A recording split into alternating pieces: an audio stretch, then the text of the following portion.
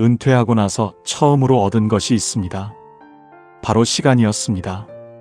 그동안 출근길에 쫓기고 회의에 시달리고 퇴근 후에도 늘 무언가에 쫓기던 삶이었는데 은퇴 후 처음으로 온전히 제 것인 시간을 갖게 된 겁니다.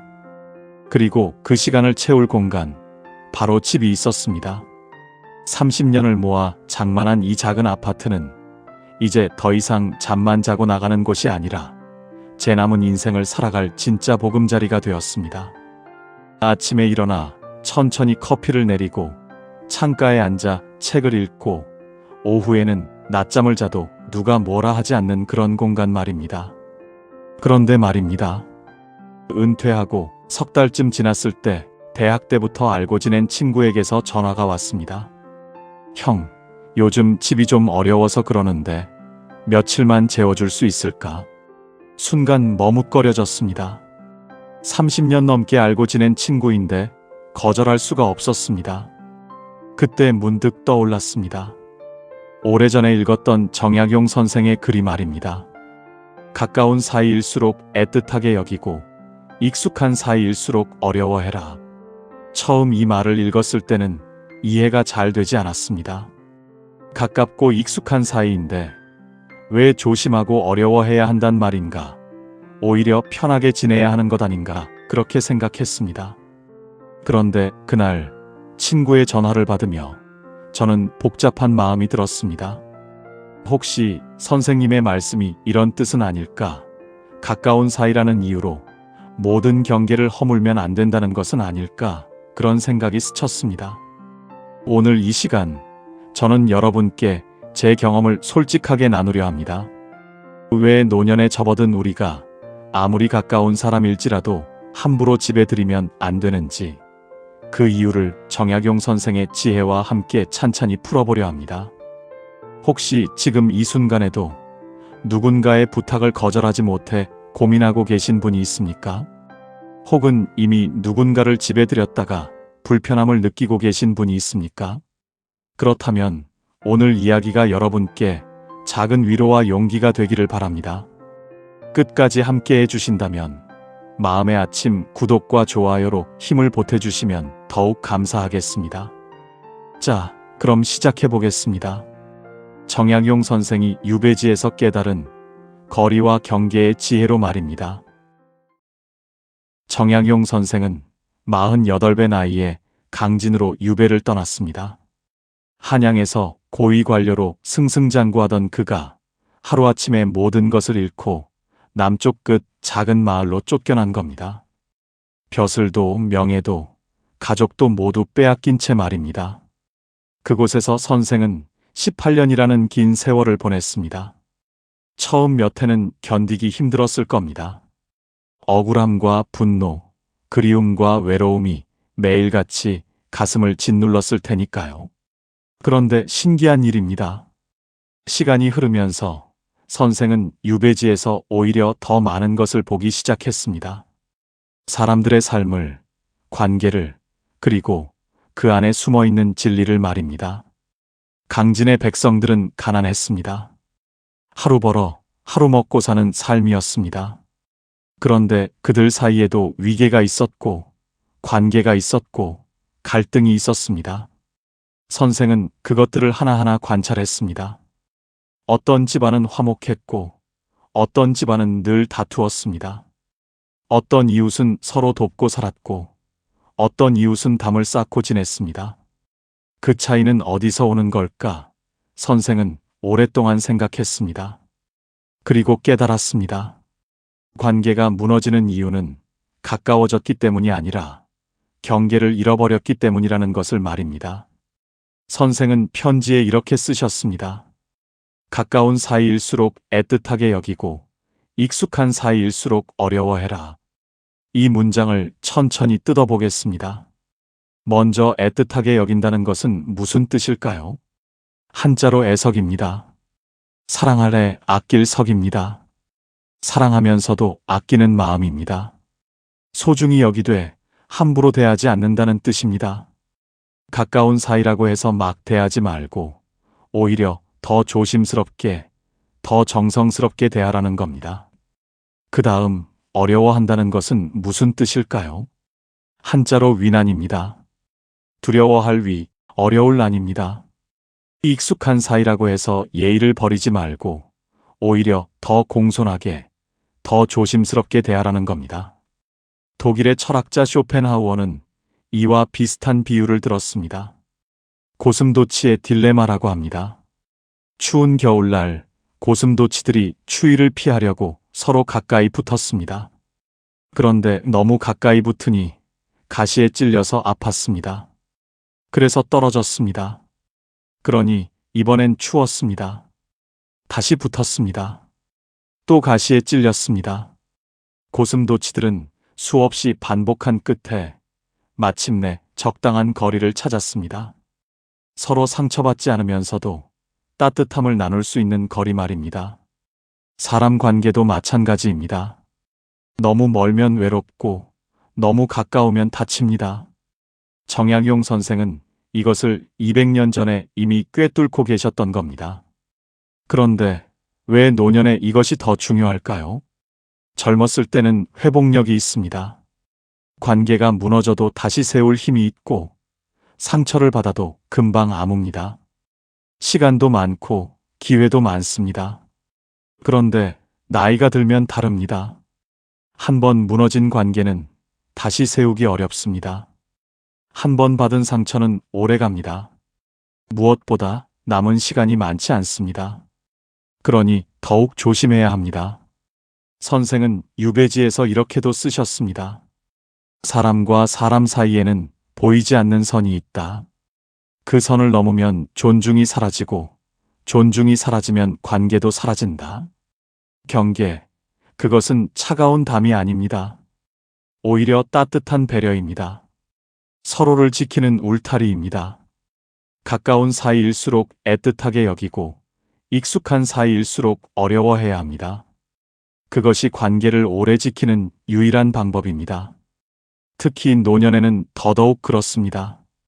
이제부터 하나하나 구체적으로 살펴보겠습니다. 왜 집에 사람을 들이면 안 되는지 그 이유들을 말입니다. 젊었을 때는 몰랐습니다.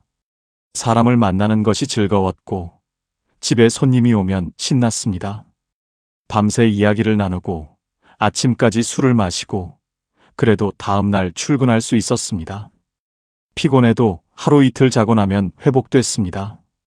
그런데 나이가 들면서 달라졌습니다. 사람을 만나고 나면 며칠이 힘들었습니다. 집에 손님이 다녀가고 나면 일주일은 쉬어야 했습니다.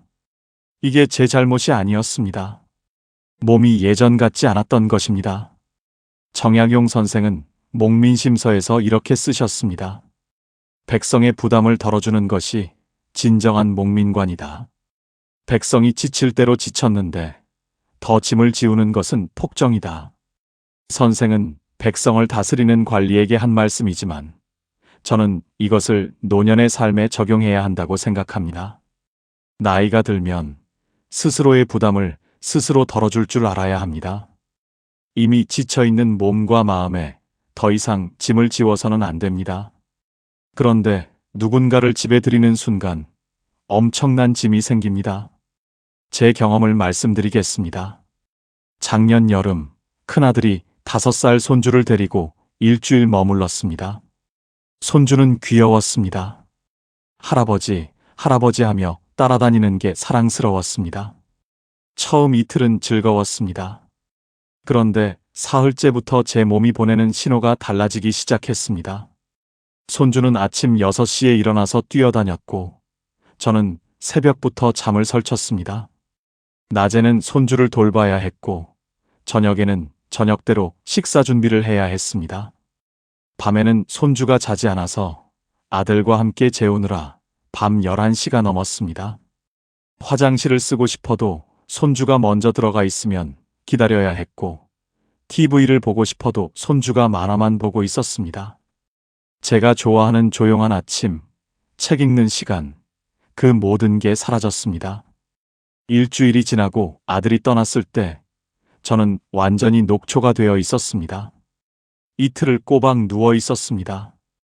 아내는 병원에 가보자고 했지만 저는 알고 있었습니다. 이건 병이 아니라 에너지 고갈이라는 것을 말입니다. 의학적으로도 근거가 있습니다.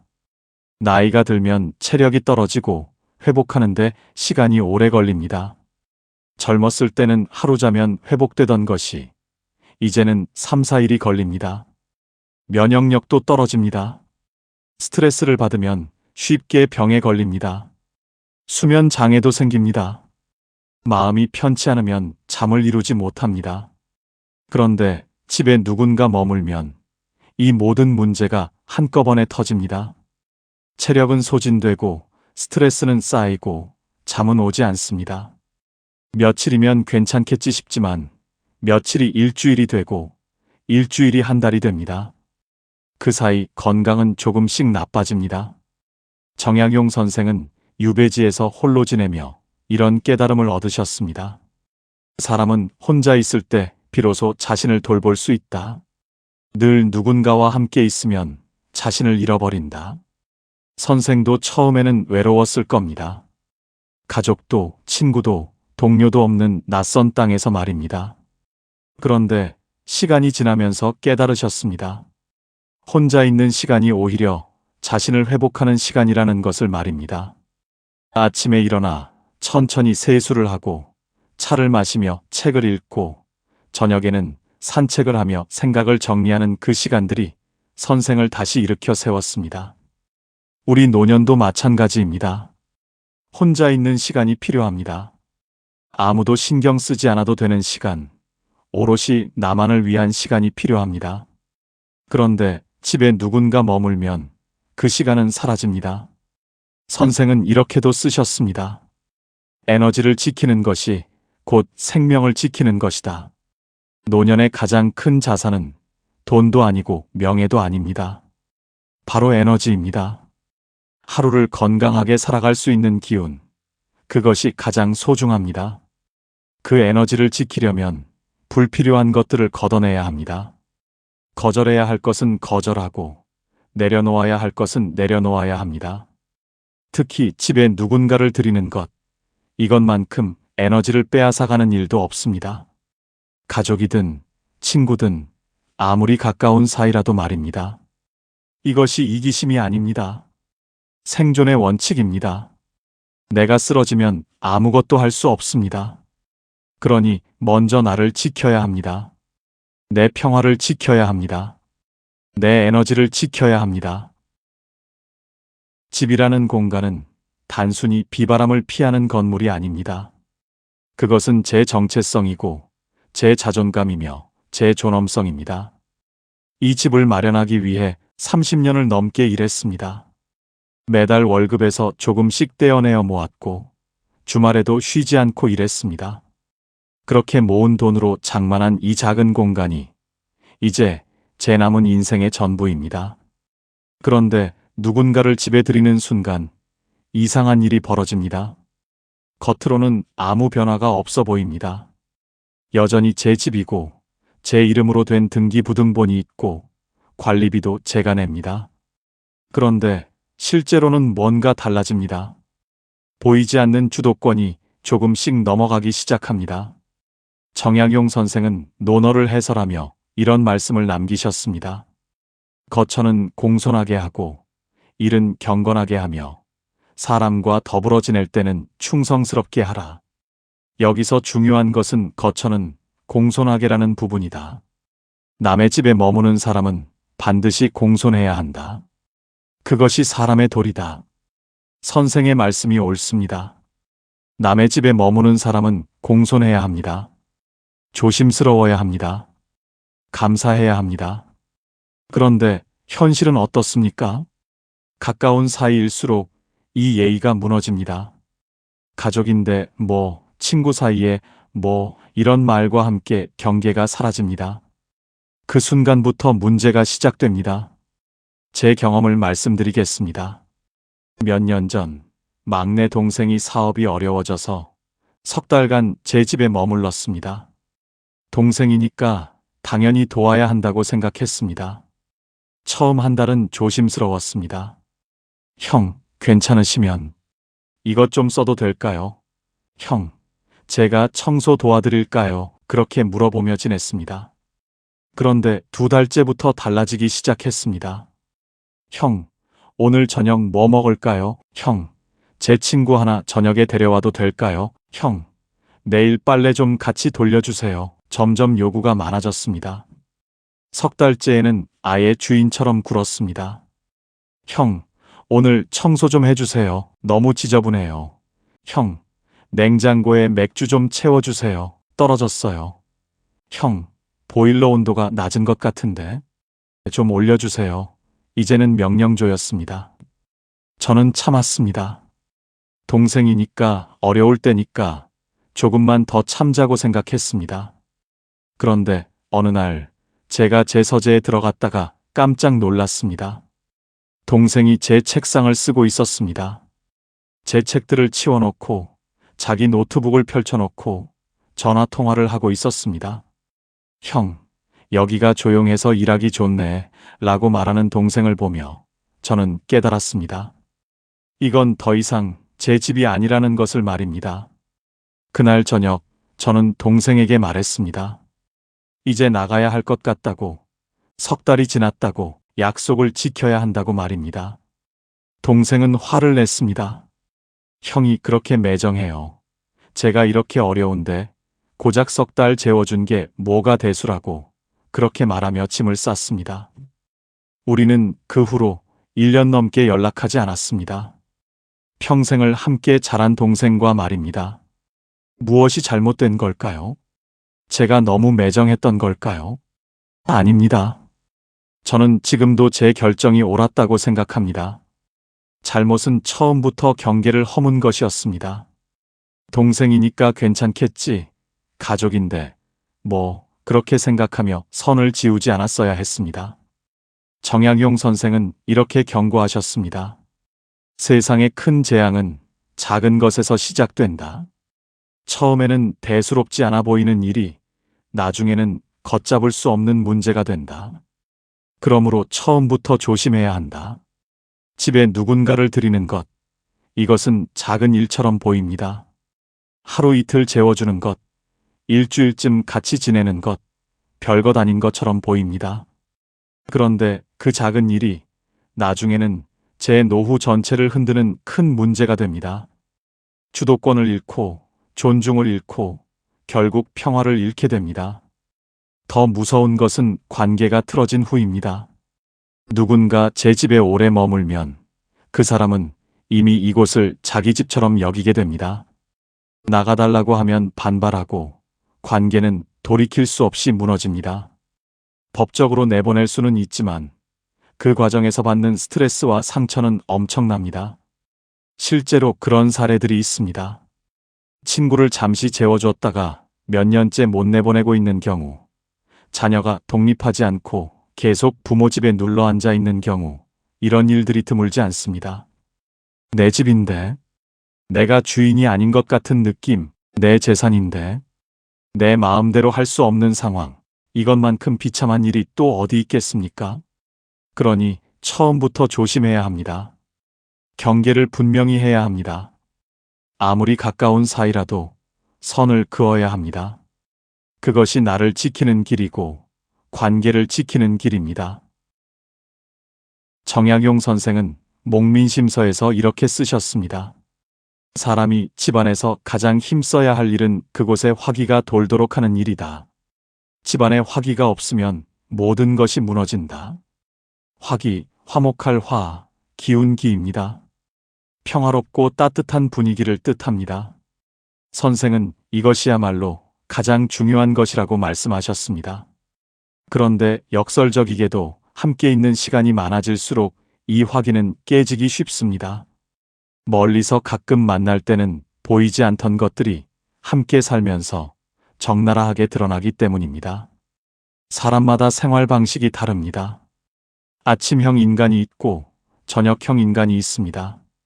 깔끔한 사람이 있고 대충 사는 사람이 있습니다.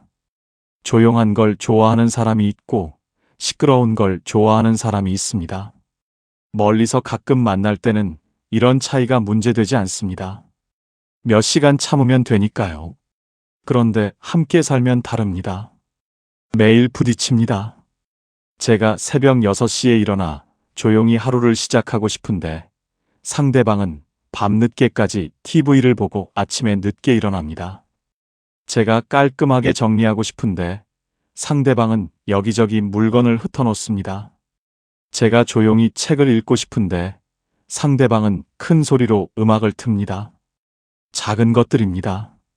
하나하나는 참을 만한 일들입니다. 그런데 이런 작은 것들이 매일 쌓이면 어느새 거대한 불만이 됩니다. 참으려고 노력합니다. 가까운 사이니까 이해해야지 그렇게 생각합니다. 그런데 참는 것에도 한계가 있습니다. 어느 날 정말 사소한 일로 폭발합니다. 커피를 다 마셔버렸다든지 물건을 치워놓지 않았다든지 그런 작은 일로 큰 다툼이 일어납니다. 문제는 그 다툼 자체가 아닙니다. 그동안 쌓였던 모든 불만이 한꺼번에 터지는 겁니다. 그리고 한번 터진 관계는 다시 회복하기 어렵습니다. 특히 노년에는 더욱 그렇습니다. 젊었을 때는 한번 싸워도 금방 풀 수 있습니다. 시간도 많고 기회도 많으니까요. 그런데 나이가 들면 다릅니다. 한번 받은 상처는 오래 갑니다. 밤에 잠을 이루지 못하고 그 일을 되새기며 괴로워합니다. 내가 그렇게까지 말할 필요가 있었을까? 내 말이 너무 심했나? 우리 관계가 이제 어떻게 되는 걸까? 이런 생각들이 끊임없이 머릿속을 맴돕니다. 회복하는데도 시간이 오래 걸립니다. 젊었을 때는 일주일이면 풀렸던 일이 이제는 몇 달, 몇 년이 걸립니다. 심하면 평생 풀리지 않기도 합니다. 그렇게 관계는 조금씩 금이 가고 결국 돌이킬 수 없는 지경에 이르기도 합니다. 정약용 선생은 유배지에서 여러 사람들과 지냈지만 늘 적절한 거리를 유지하셨습니다. 가까이 지내되 지나치게 가까워지지 않고 친하게 지내되 경계는 잃지 않으셨습니다. 그래서 18년이라는 긴 세월 동안 큰 갈등 없이 지낼 수 있었습니다. 선생은 이렇게 쓰셨습니다. 거리가 그리움을 만든다. 늘 함께 있으면 그리움이 없고 그리움이 없으면 소중함도 사라진다. 그러니 처음부터 조심해야 합니다. 아무리 가까운 사이라도 함께 사는 것과 가끔 만나는 것은 다릅니다. 집에 들이는 것과 밖에서 만나는 것은 차원이 다른 문제입니다. 가까운 사람일수록 거리를 유지해야 합니다. 그래야 관계가 오래 갑니다. 그래야 그리움이 생깁니다. 그래야 만날 때마다 반갑습니다. 정약용 선생의 말씀처럼 가까운 사이일수록 애틋하게 여기고 익숙한 사이일수록 어려워해야 합니다. 그것이 관계를 지키는 유일한 방법입니다. 정약용 선생은 유배지에서 두 아들에게 수많은 편지를 보내셨습니다. 그 편지들 속에는 삶의 지혜가 가득 담겨 있습니다. 그 중에서도 특히 인상 깊었던 구절이 있습니다. 사람은 원칙이 있어야 흔들리지 않는다. 원칙 없이 사는 것은 키 없는 배와 같아서 바람이 부는 대로 흘러간다. 그렇게 되면 결국 어디로 가는지도 모르게 된다. 선생의 말씀이 옳습니다. 원칙이 없으면 흔들립니다. 누군가 부탁하면 들어주고 누군가 요구하면 응하고 그렇게 살다 보면 결국 내 삶은 없어집니다. 특히 한국 문화에서는 거절이 더욱 어렵습니다. 정을 중요하게 여기는 문화니까요. 가족이 부탁하면 거절하기 어렵습니다. 피를 나눈 사이인데 어려울 때 외면할 수 있습니까? 친구가 부탁하면 거절하기 어렵습니다. 오랫동안 함께한 사이인데 한 번쯤은 도와줘야 하지 않습니까? 이웃이 부탁하면 거절하기 어렵습니다. 같은 동네에 사는데 인색하다는 소리 들으면 어떡합니까? 그렇게 우리는 거절하지 못하고 들어줍니다. 그러다가 결국 우리 자신을 잃어버립니다. 저도 평생 거절을 잘 못했습니다. 회사 다닐 때도 그랬습니다. 동료가 부탁하면 제 일을 제쳐두고 도와줬습니다. 상사가 주말 근무를 요구하면 가족 약속을 취소하고 나갔습니다. 후배가 도움을 청하면 밤늦게까지 남아서 가르쳐 줬습니다. 착한 사람이라는 소리를 들었습니다. 믿음직하다는 평가를 받았습니다. 그런데 정작 저는 행복하지 않았습니다. 늘 피곤했고, 늘 시간이 부족했고, 늘 제 일은 뒷전이었습니다. 은퇴하고 나서는 결심했습니다. 이제부터는 안 된다고 말하겠다고, 제 평화를 지키겠다고 말입니다. 처음에는 어색했습니다. 자녀가 아이를 맡기려고 할 때 미안하지만 이번에는 어렵겠구나 라고 말하는 게 어색했습니다. 친구가 집에 재워달라고 할 때 우리 집은 손님을 재우지 않는다 라고 말하는 게 어색했습니다. 죄책감도 들었습니다. 내가 너무 이기적인 건 아닐까? 내가 너무 냉정한 건 아닐까? 그런 생각이 들었습니다. 그런데 신기한 일이 벌어졌습니다. 제가 확고하게 거절하자 사람들이 오히려 저를 더 존중하기 시작했습니다. 예전에는 아무렇게나 부탁했던 사람들이 이제는 조심스럽게 물어봤습니다. 가능하신지 모르겠지만 혹시 괜찮으시다면 그렇게 말하며 제 의사를 먼저 물어봤습니다. 정약용 선생의 말씀이 떠올랐습니다. 사람은 자기 자리를 지킬 줄 알아야 존중받는다. 흔들리는 사람은 아무도 존중하지 않는다. 거절은 매정함이 아닙니다. 자기 보호입니다.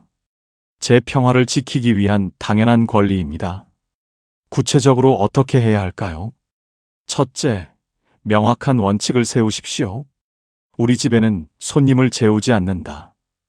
이것을 원칙으로 정하고 지키십시오. 예외를 두지 마십시오. 한번 예외를 두면 그 다음부터는 원칙이 무너집니다. 둘째, 만남의 장소를 밖으로 옮기십시오. 친구를 만나고 싶다면 집이 아닌 카페에서 만나십시오. 가족과 시간을 보내고 싶다면 공원이나 식당에서 만나십시오. 그러면 만남의 시간이 명확해지고 여러분의 사적 공간은 보호됩니다. 셋째, 불가피하게 누군가를 재워야 한다면 명확한 기한을 정하십시오.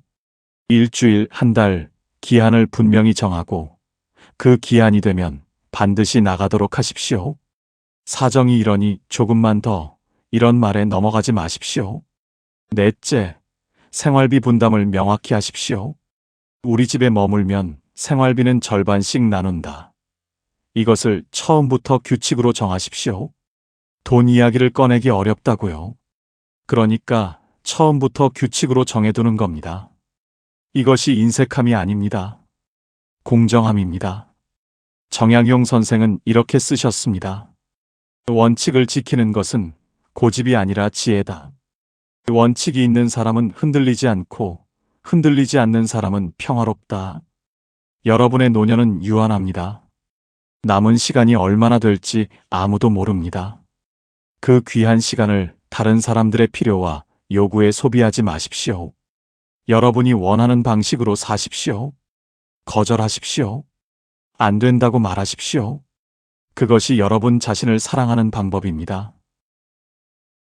이제 마무리할 시간입니다. 오늘 이야기가 여러분께 어떻게 다가갔을지 모르겠습니다. 혹시 너무 냉정하다고 느끼셨나요? 혹시 너무 이기적이라고 생각하셨나요? 그렇다면 저는 이렇게 말씀드리고 싶습니다.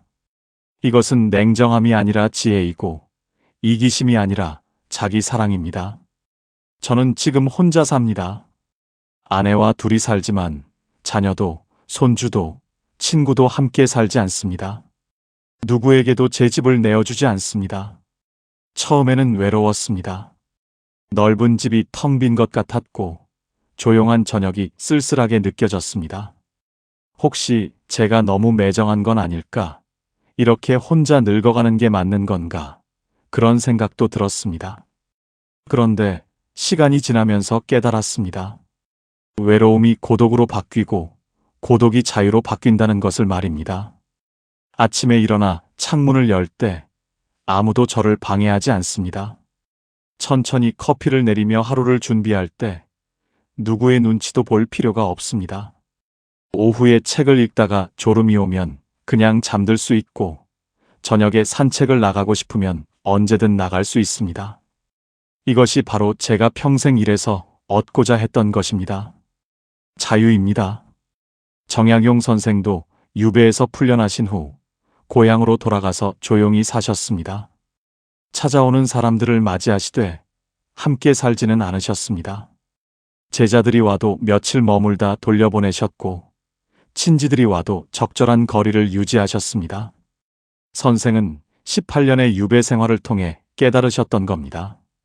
사람은 혼자 있을 때 비로소 온전히 자기 자신이 될 수 있다는 것을 말입니다. 선생은 이렇게 쓰셨습니다. 고독은 외로움이 아니라 자유다. 고독 속에서 사람은 비로소 자기 목소리를 듣는다. 저도 이제는 그것을 압니다. 제 집에서 혼자 있을 때 저는 비로소 제 자신입니다. 누구에게도 설명할 필요가 없고 누구에게도 맞춰줄 필요가 없습니다. 그저 제가 원하는 대로, 제 속도대로, 제 방식대로 살 수 있습니다. 이것이야말로 노년의 가장 큰 축복입니다. 물론 저도 사람들을 만납니다. 자녀들과 정기적으로 식사를 하고 손주들과 주말에 공원에 가고 친구들과 한 달에 한두 번 만나 차를 마십니다. 그런데 그 만남들은 이제 부담이 아닙니다. 즐거움입니다. 만나고 싶을 때 만나고 헤어지고 싶을 때 헤어집니다. 그리고 각자의 집으로 돌아갑니다. 적절한 거리, 그것이 관계를 오래 지키는 비결입니다. 여러분께 마지막으로 드리고 싶은 말씀이 있습니다. 여러분의 집은 여러분의 성체입니다. 그것은 세상의 폭풍으로부터 여러분을 지켜주는 피난처이고 여러분의 영혼이 쉴 수 있는 유일한 공간입니다. 그 성체의 문을 함부로 열지 마십시오. 설령 그것이 가까운 친구나 가족이라 할지라도 말입니다. 가깝다고 해서 모든 경계를 허물 수는 없습니다. 오히려 가까운 사이일수록 더 조심해야 합니다. 혹시 지금 이 순간에도 누군가 여러분의 집에 머물고 있습니까? 혹시 그것 때문에 불편하고 지쳐 있습니까? 그렇다면 용기를 내십시오. 이제는 나가야 할 것 같다고 정직하게 말하십시오. 상대방이 이해하지 못할 수도 있습니다. 화를 낼 수도 있습니다. 그래도 괜찮습니다. 여러분의 평화가 더 중요합니다. 여러분의 건강이 더 중요합니다. 여러분의 남은 인생이 더 중요합니다. 노년은 축복입니다. 더 이상 세상의 시선을 의식하지 않아도 되는 자유, 하고 싶은 대로 할 수 있는 특권, 진정으로 중요한 것에 집중할 수 있는 기회, 이 모든 것이 노년에 주어집니다. 그런데 이 축복을 누리려면 여러분의 공간을 지켜야 합니다. 여러분의 시간을 지켜야 합니다. 여러분의 평화를 지켜야 합니다. 내일 아침 여러분이 집 문을 열 때 스스로에게 물어보십시오. 이곳이 진정 내 안식처인가? 이곳에서 나는 편안한가? 이곳은 온전히 내 것인가? 만약 그렇지 않다면 무언가 바꿔야 합니다. 정약용 선생은 유배지에서 이렇게 쓰셨습니다. 스스로의 자리를 바로 세우는 것이 삶을 조용히 지키는 힘이다. 여러분도 여러분의 자리를 바로 세우십시오. 여러분의 집에서 여러분이 주인이 되십시오. 여러분의 시간을 여러분이 결정하십시오. 여러분의 노후를 여러분이 설계하십시오. 그것이야말로 여러분이 평생 일하고 노력해서 얻을 자격이 있는 것입니다.